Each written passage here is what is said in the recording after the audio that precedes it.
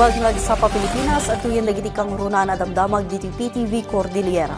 Sa nakangkanunungan dagiti daduma consumer iti Baguio City ti panakay pangato ti minimum ababayadan iti konsumo ti danom. Dagiti madaduma maawatan dati plano ti Baguio City Water District nga agbalin na 481 pesos ti minimum rate. At the report ni Janice Dennis. Insayang ka ti Baguio Water District ti public consultation para iti rate adjustment iti minimum ababayadan ti danom. Manamnamagamin ang umato iti 30%. Tinaskan abayadan dagiti consumers ita atawan. Sag 10% met ti mainayon inton 2026 kan 2027. Sigon iti bawadi, idi pay February 1, 2013 tinaudi a water rate adjustment nga impatungpal ti opisina. Gapo iti agtultuloy a panang pasaya at da iti serbisyo da, nagduduma nga expansion kan rehabilitation projects ti impatungpal da isu a kasapulan a maipangatumat ti minimum a babayadan. Saanan gamin ang mabaulan ti existing water rate a bayadan ti operational kan maintenance kas iti power, fuel, oil, chemicals kan dumapay. Kailangan na talagang mag-increase dahil sobra na ang pagtaas ng mga commodities. Yung operating cost natin, especially yung nakita nyo yung power cost in terms of kilowatt hour, ano? Ita, dumanon iti 370 pesos ti minimum abay bayadan dagiti consumer. No may patungpal ti rate adjustment.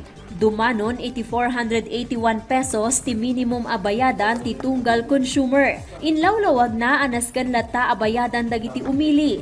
Ti minimum rate iti baed asaandaan arama ti 10 cubic meter. Gaputa maysa a pulisiya daytoy ti Local Water Utilities Administration. We produce water, no? Pinapam natin yan eh. You pay for the convenience. Saka pag binuksan mo yung faucet mo, nandun na lahat. Lahat ng cost nandun. At saka ito ay nasa policy ng Local Water Utilities Administration. Importante opisina a para mutla ang daytoy kadagiti consumer. Tapno may panamnama ti dekalidad a supply ti danom. Sigon kadagiti daduma a consumer, dakkel launay ti rate increase. Bakit 30 agad ang 2025? Bakit hindi na lang gawing up to 2030 na tigte 10? Sungbat ti opisina. If you will see how aggressive we are doing right now. Otherwise, if we are not going to do this, well, we incurred losses during the pandemic. That's the main reason. It's good we were able to avail of a loan from the Development Bank of the Philippines. Sigun mat kadagiti dumapay, maawatan dati panggap a rate increase. I think it's about time and everything else went up and we have to. My concern also, kung maluging BWD, kawawa rin tayo. No masertipikaran ti LOA ti rate adjustment, manamnama ang may patungpal inton Marso ti panagnato ti babayadan iti danom iti Baguio City. Janice Dennis, para iti Pambansang TV, iti Baro, a Pilipinas. Iti sabali pay adamag mangnamnama ti Hotel and Restaurant Association of Baguio wenno HRAB iti panagsaranta iti turismo ekonomiya iti syudad ti Baguio kadagiti sumarsaruno a bulan. Daytoy ket gapumutten kadagiti mapadpadaanan a dadakkel nga aktibidad iti syudad kang runaan ti panagbangag ken eleksyon. Daytoy ti report ni Ala Sungduan. Mariknamanen iti ininot a panagnato ti occupancy rate kadagiti hotel iti syudad ti Baguio. Sigon kini HRAB Chairman Jeff Nang, mangnamnamada iti panagsaranta ti turismo ken ekonomiya ti syudad ti Baguio kadagiti sumarsaruno a bulan gapumuten kadagiti dadakkel nga aktibidad a mapasamak. It's panagbenga season in a few weeks time, and at the same time in-expectin natin yung darating na Holy Week. Alam din natin, election year.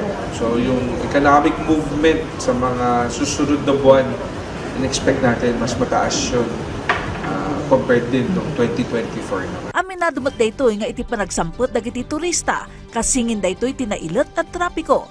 Parikot man ti epekto ti trapiko iti aktibidad dagiti umili, ngam sigun ken kuana kay papananamot daytoy ti economic movement ti syudad. So, sa pinaintindihan ko, traffic is also a big factor sa ating araw-araw na kailangan pagdaanan.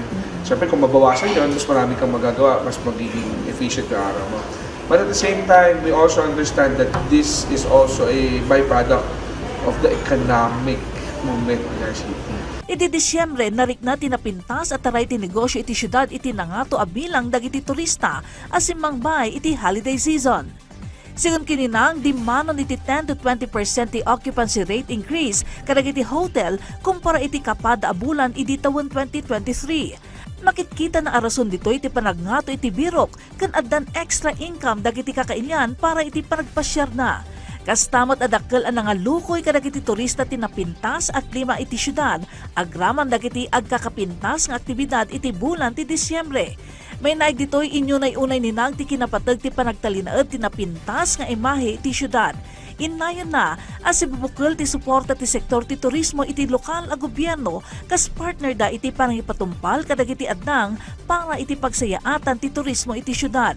Kastamot amariknada ti panangipatag ti Baguio LGU iti sektor na amay papayad iti gundaway amang ibinglay kadagiti kapanunutan da para iti parang pasayaat ken panang paduras ti turismo ti Baguio.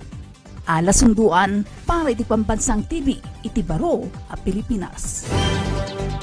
Dagita-dagiti kang runa na damdamag dito PTV Cordillera, i-like, i-follow ka nag-subscribe iti social media platforms si PTV Cordillera iti Facebook, TikTok, kan YouTube. Para iti PTV Balita ngayon sa probinsya, siya ni Audrey Villena, na imbag ngal daw.